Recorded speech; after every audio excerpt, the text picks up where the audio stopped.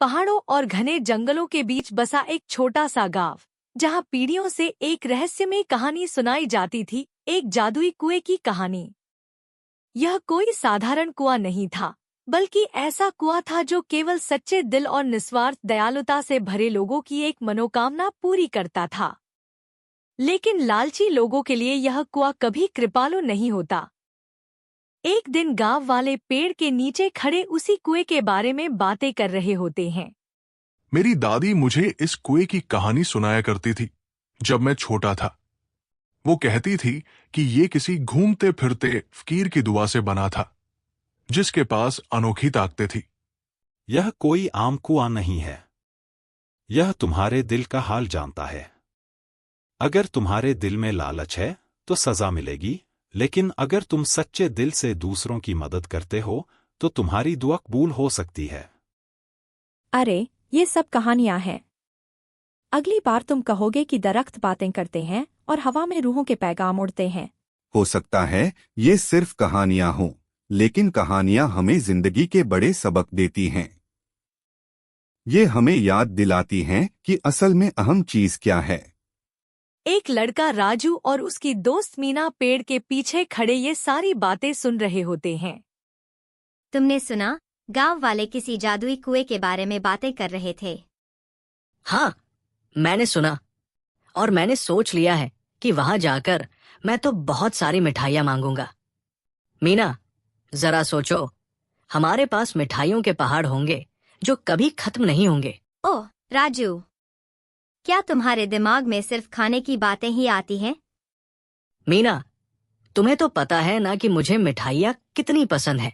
बातें करने के बाद मीना और राजू दोनों अपने अपने घर लौट जाते हैं।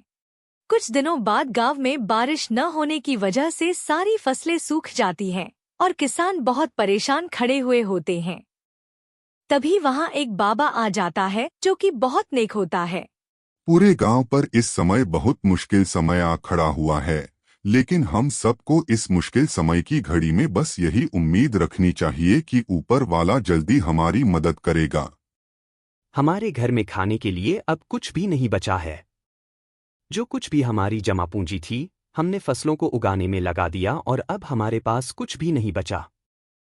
हाँ, और इसी तरह सूखा चलता रहा और बारिश न हुई तो हमारा क्या होगा? हम बर्बाद हो जाएंगे।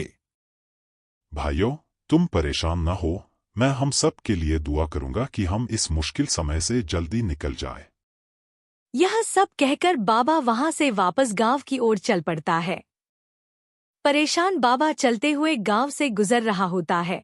तभी राजू और मीना वहां मिल जाते हैं। बाबा जी, आप इतना परेशान और निराश क्यों नजर आ रहे हैं? क्या बात है जो आप इतना परेशान हैं? बेटा, परेशानी वाली बात तो है ही। तुम बच्चे भी जानते हो, गांव के हालात दिन ब दिन खराब होते जा रहे हैं। पानी की कमी की वजह से फसलें खराब हो रही हैं। अगर ऐसा ही चलता रहा तो फिर हम सब क्या करेंगे? काश कोई जादू हो जाए और कहीं से बहुत सारा पानी आ जाए। बाबा जी, जादू तो फिर जादुई कुएं से ही हो सकता है। हमने सुना है कि घने जंगलों के बीच में एक जादुई कुआं है जो लोगों की ख्वाहिशें पूरी करता है। अगर हम उस कुएं को ढूंढ लें तो उससे बारिश मांग सकते हैं। अरे, यह कहानी सच्ची है। मुझसे अब गांव वालों की यह परेशानी देखी नहीं जाती, इसीलिए मैं उस कुएं को ढूंढने के लिए जंगल जा रहा हूं। यह कहकर बाबा वहां से जंगल की ओर निकल पड़ता है।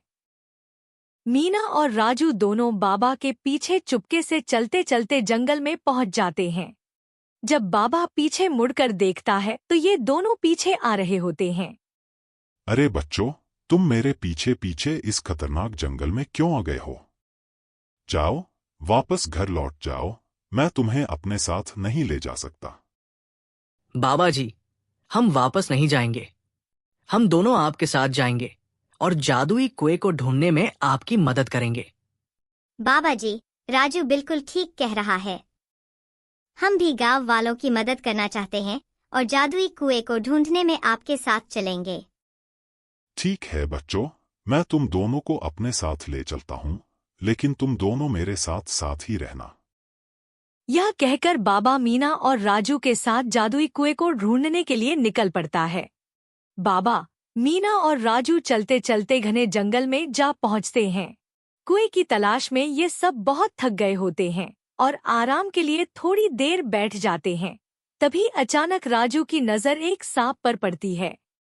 अरे भागो यहाँ से, देखो वहाँ पर एक सांप है। बाबा, मीना और राजू वहां से अपनी जान बचाकर भाग जाते हैं। मीना, राजू और बाबा भागते भागते जंगल के घने हिस्से में पहुंच जाते हैं। अचानक से मीना की नजर एक कुएं पर पड़ती है। बाबा जी, वह देखें, सामने एक कुआं नजर आ रहा है। हाँ बेटा, लग तो यह वैसा ही कुआं रहा है जैसा कि लोग बताया करते हैं।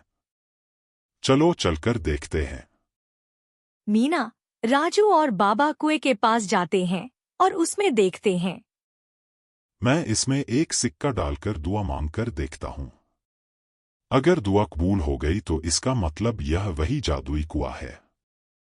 यह कहकर बाबा कुएं में एक सिक्का डालता है और दुआ करता है कि बहुत जोर से बारिश हो और उसका गांव फिर से हरा भरा हो जाए। बाबा की यह ख्वाहिश पूरी हो जाती है और बारिश बरसने शुरू हो जाती है। अरे वाह, बारिश शुरू हो गई है। अब हमारा गांव फिर से पहले जैसा हो जाएगा। इसके बाद बाबा, मीना और राजू वापस गांव की ओर लौट जाते हैं। अरे वाह, देखो बहुत जोर से बारिश हो रही है। अब हमारी फसलें खराब नहीं होंगी और हम सूखे से बच जाएंगे। लगता है हमारी दुआएं कबूल हो गई हैं। अब अच्छे दिन फिर से लौट आएंगे। कुछ दिनों बाद राजू और मीना गांव के बाजार से कुएं के बारे में बातें करते हुए गुजर रहे होते हैं।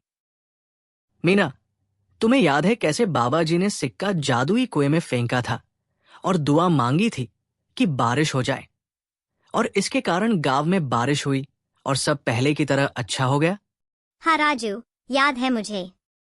तो अपनी आंखों पर यकीन ही नहीं हुआ था वह सब देखकर। उनकी यह सारी बातें लाला सुन लेता है, जो अपनी दुकान पर बैठा सिक्के गिन रहा होता है। अरे बच्चों, तुम यह किस जादुई कुएं के बारे में बातें कर रहे हो?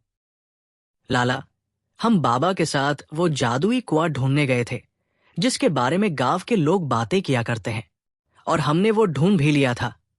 और बाबा ने उसमें एक सिक्का डालकर दुआ मांगी कि जोर से बारिश हो, और वह दुआ फौरन कबूल हो गई। अब देखो, गांव पहले की तरह अच्छा हो गया है। अरे बच्चों, यह सब तो सिर्फ कहानियां हैं। अगर यह बात सच है तो मुझे भी लेकर चलो, मैं भी देखना चाहूंगा यह जादुई कुआं। ठीक है लाला, हम आपको वहां ले चलते हैं।